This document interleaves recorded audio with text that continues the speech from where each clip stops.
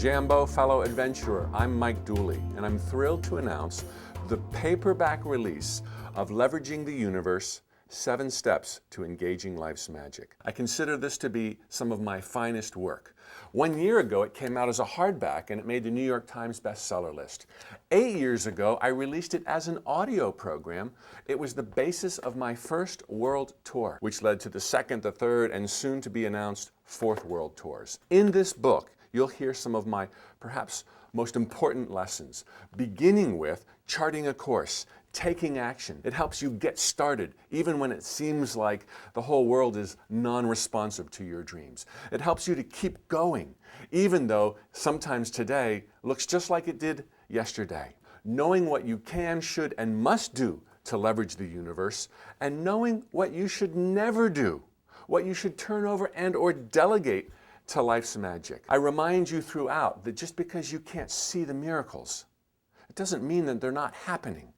We need to continue showing up, and therefore the premise of Leveraging the Universe is understanding the truth about who you really are and what you can do with your time in space.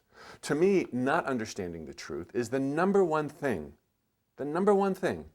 that holds people back from living richer, fuller lives. The final chapter in this book is an inspirational summation of the entire content, and it includes some of my favorite little troubleshooting techniques. If you're one of those people who kind of gets this stuff, and maybe you've been exposed to these truths for a long time, but you haven't yet seen the results that you're looking for, these steps will give you a concrete action plan for perhaps drilling a little bit deeper so that you can actually have traction where before there was no traction. They're going to give you concrete steps on how you can turn up the volume and see results faster. I look forward to the day when our paths will one day cross in the physical world.